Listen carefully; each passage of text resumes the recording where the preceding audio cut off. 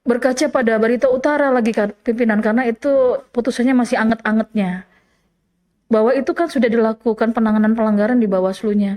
Mungkin pimpinan bisa memberitahukan kami sedikit semacam pencerahan, karena kan banyak pihak yang menyalahkan Badan Pengawasan Pemilu. Loh, kalau takut ya mengundurkan diri aja. Tidak berani menerima amanat undang-undang. Karena sudah disumpah. Bukan soal jumlah ini. Ini soal karakter dan keberanian menerima amanat undang-undang. Kalau sampai melanggar aturan, bagaimana dia mau jadi pemimpin, jadi negarawan, jadi kepala daerah? Masang alat peraga aja sudah melanggar aturan, sudah melanggar undang-undang. Loh, kalau dia ngomong, loh yang masang kan bukan saya, yang masang kan tim sukses saya, tim kampanye saya. Bagaimana dia mau jadi kepala daerah yang akan memimpin seluruh daerah? Ribuan.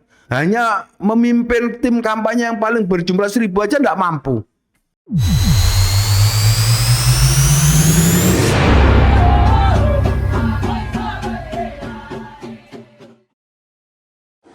Hai sahabat Bawaslu Provinsi Papua dimanapun teman-teman berada, kembali lagi berjumpa dengan kami Bawaslu Provinsi Papua, podcast bersama dengan pimpinan Bawaslu Republik Indonesia, Kordif Hukum Penyelesaian Sengketa Bapak Toto Haryono.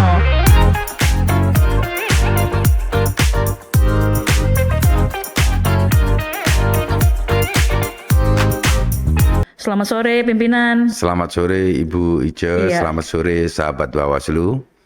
Iya teman-teman, Pak Toto ini adalah anggota Bawaslu Republik Indonesia periode 2022 sampai dengan 2027 ya Pak. Ya.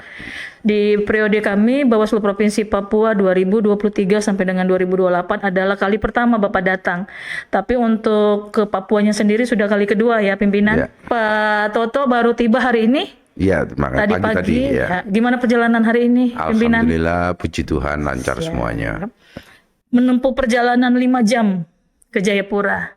Pimpinan izin seperti yang kita tahu bahwa pimpinan ke sini itu dalam rangka untuk melakukan Seperti yang kita ketahui, putusan Mahkamah Konstitusi untuk PSU di Papua ini salah satunya mengamanatkan Bawaslu RI untuk melakukan supervisi dan penguatan di Papua.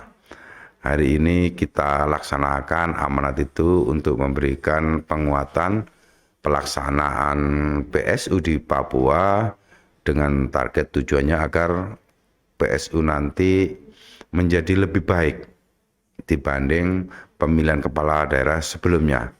Sehingga kita berharap tidak ada lagi PSU yang ketiga, cukup PSU ini aja yang terakhir dengan niat kita bersama untuk memperbaiki demokrasi yang lebih baik dengan menegakkan semua aturannya. ya, terima kasih tentunya pimpinan karena itu menjadi salah satu vitamin buat kami di tengah-tengah situasi pasca putusan MK terhadap Pilkada Papua 2024, tepatnya dibacakan atau diputuskan tanggal 24 Februari 2025 pemilihan gubernur dan wakil gubernur untuk Provinsi Papua diputuskan oleh Mahkamah Konstitusi diskualifikasi calon wakil gubernur.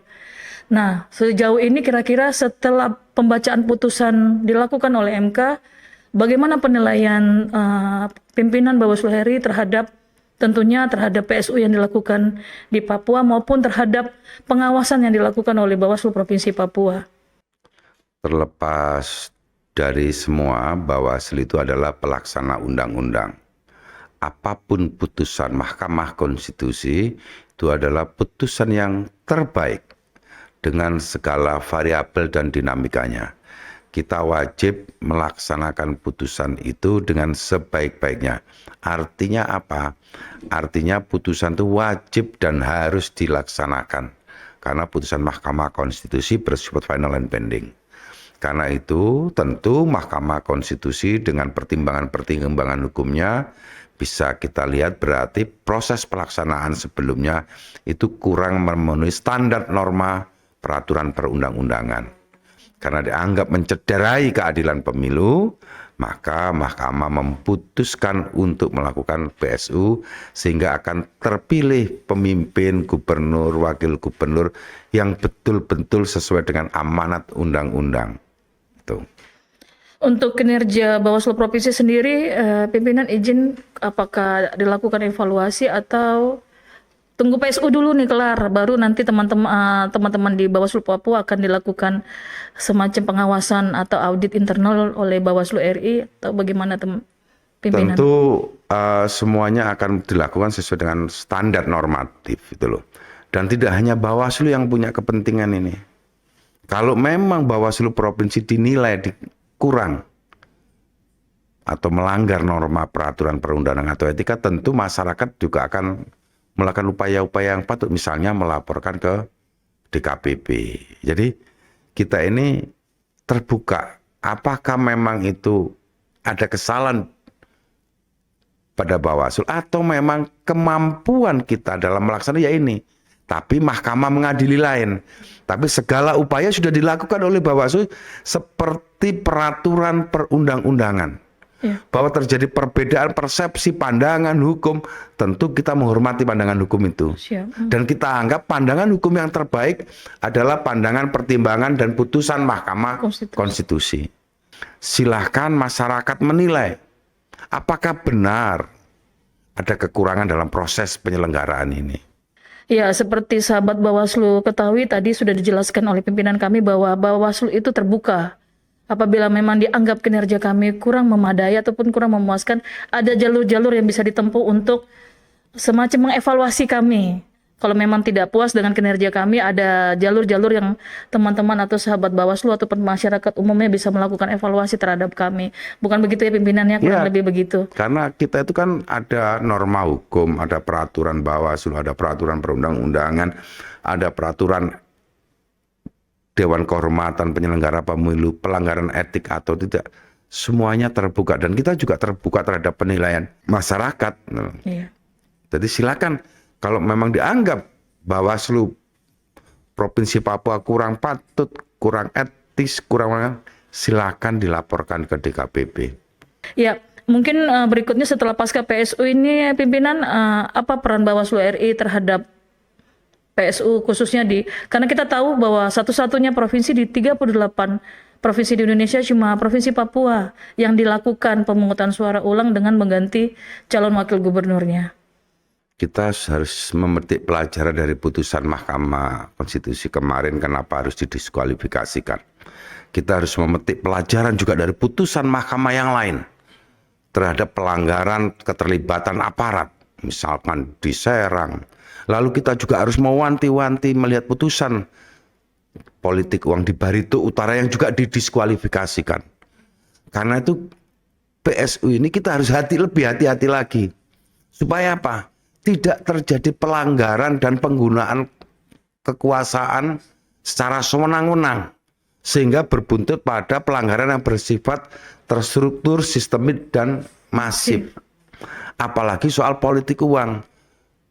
Barito sudah memberi contoh dengan bukti-bukti persidangan, mahkamah sudah bisa memutuskan 2 pasangan calon didiskualifikasikan karena dinilai menggunakan uang dalam proses untuk mencari suara. Ya, kita berkaca kepada putusan Barito Utara ya pimpinan yang terbukti di 2 TPS dinyatakan bersalah oleh Mahkamah Konstitusi karena terdapat money politiknya. Akhirnya di 2 TPS itu dilakukan secara umum diskualifikasi dua pasangan calon.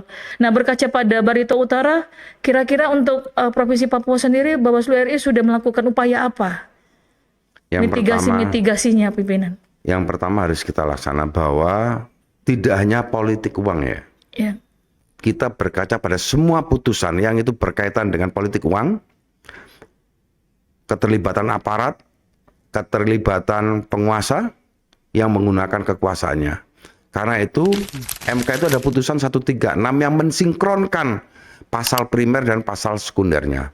Pada pasal 71 disebutkan bahwa normanya pejabat negara, pejabat daerah, pejabat pegawai negeri sipil, TNI, Polri dilarang membuat keputusan yang menguntungkan atau merugikan peserta pemilu.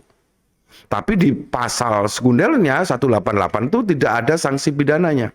Yang ada sanksi pidananya hanya pejabat negara, kepala desa, PNS.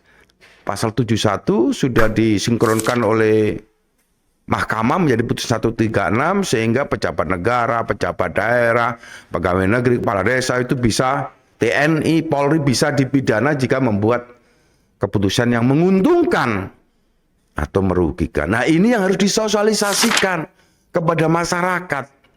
Tidak boleh ada aparat yang terlibat. Aparat harus netral.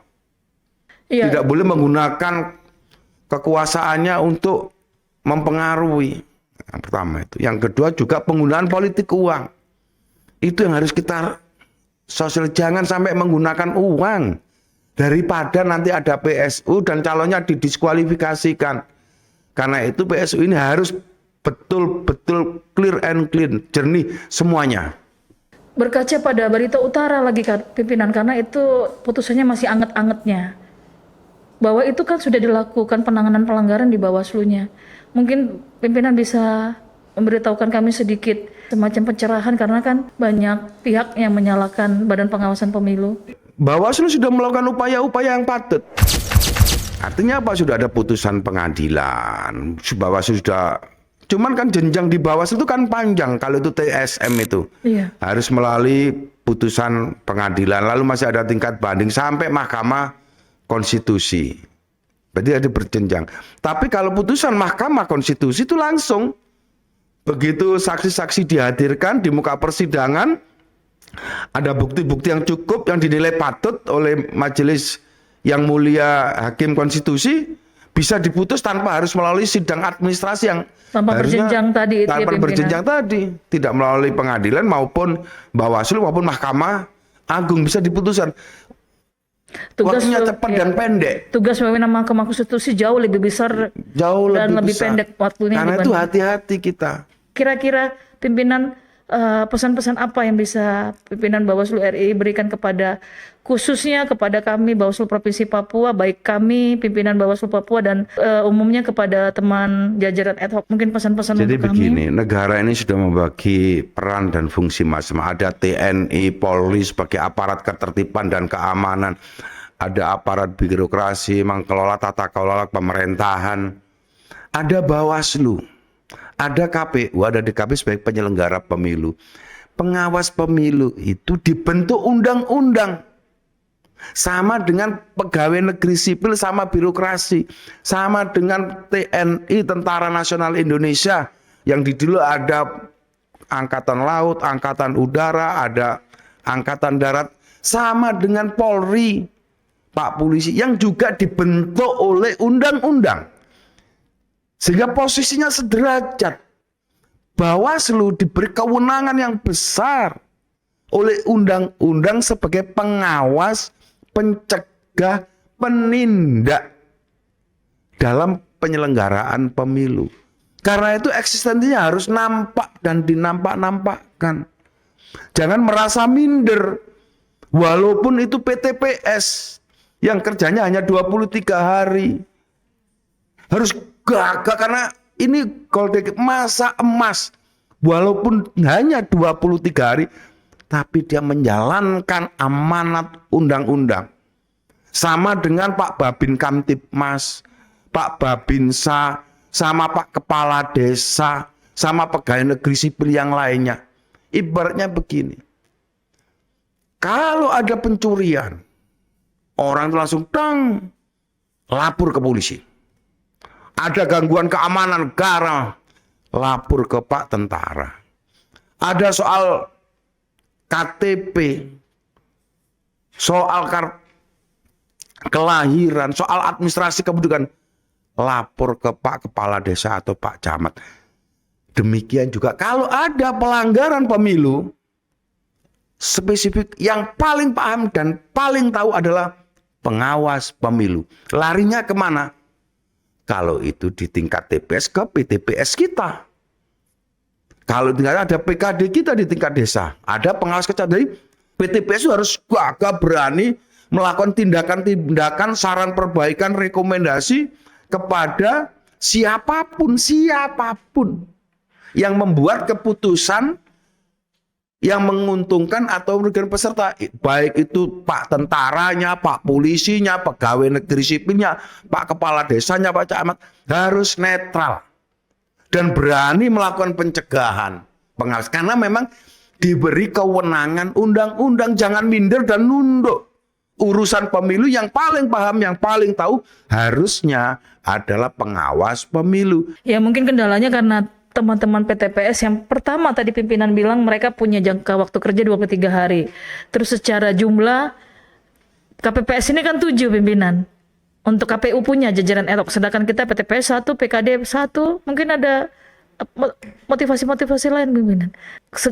Kadang kendala di lapangan itu mereka kurang berani pimpinan. Namanya undang-undang, tidak boleh takut. Negara ini sudah memberi.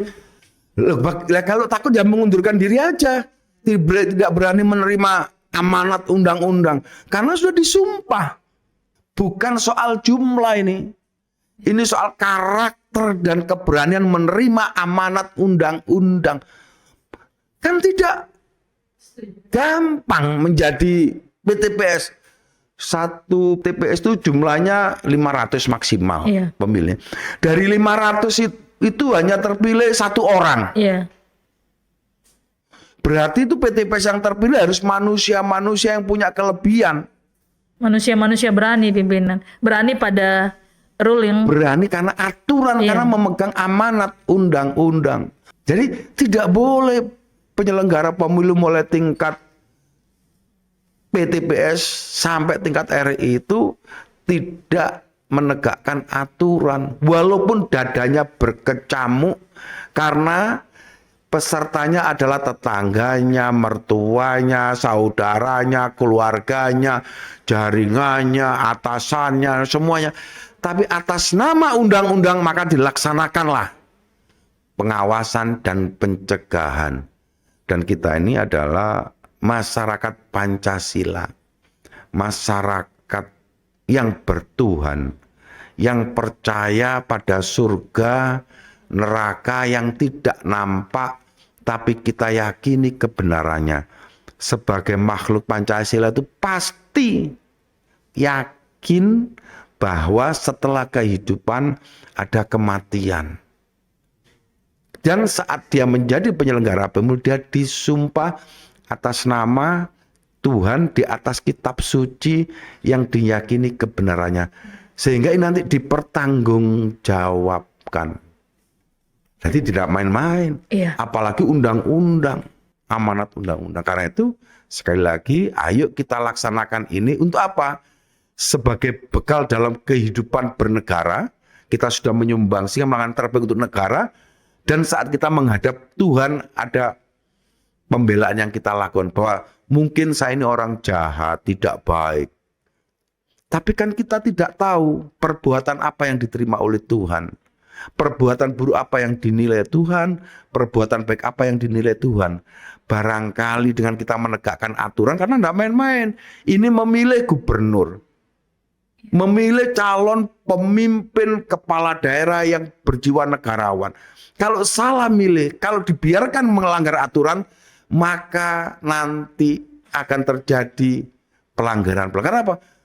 Pak kepala daerahnya yang terpilih merasa loh, tidak apa-apa itu melanggar aturan.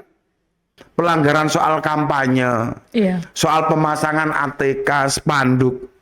Kalau itu di tempat-tempat yang terlarang dan pengawasnya diam, maka tidak ada pesan moral. Jangan dianggap melepas alat peraga kampanye yang salah itu perbuatan yang kecil, receh, ecek-ecek, atau pelanggaran kampanye. Tapi bagi pengawas pemilu ini punya makna yang luar biasa. Karena apa?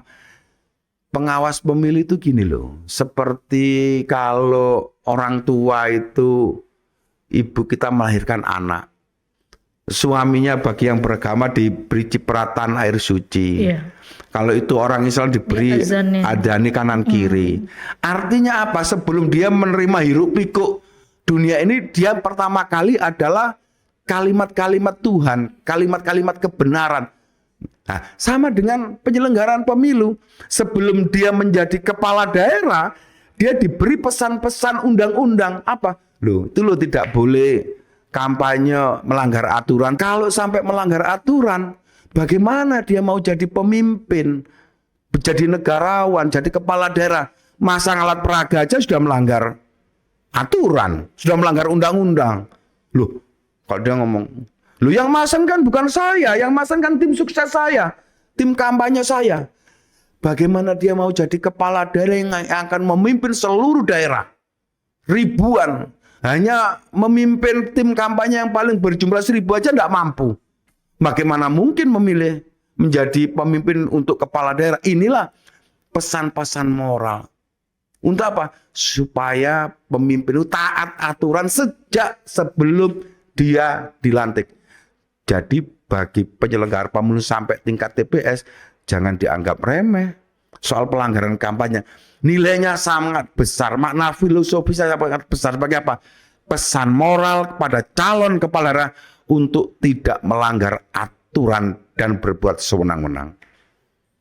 Sudah jelas sahabat Bawaslu bahwa tadi pimpinan kita sudah menjelaskan bahwa dalam perekrutan PTPS, PKD nanti bahwa kita harus bisa memilah dan memfilter orang-orang yang tentunya yang pertama bekerja itu yang pertama adalah takut akan Tuhan, pimpinan. Seperti tadi pimpinan bilang, di atas segala sesuatu hakim yang adil adalah Tuhan.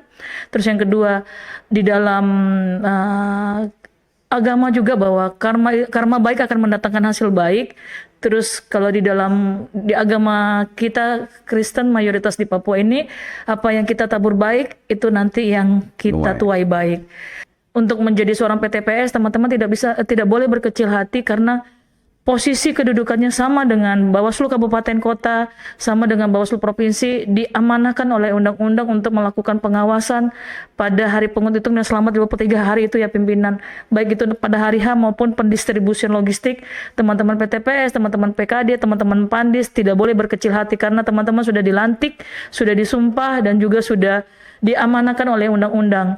Di atas segala itu tadi pimpinan juga sudah menjelaskan bahwa apapun yang kita lakukan itu sudah dihitung untung ruginya oleh hakim yang lebih berkuasa yaitu Tuhan yang Maha Kuasa.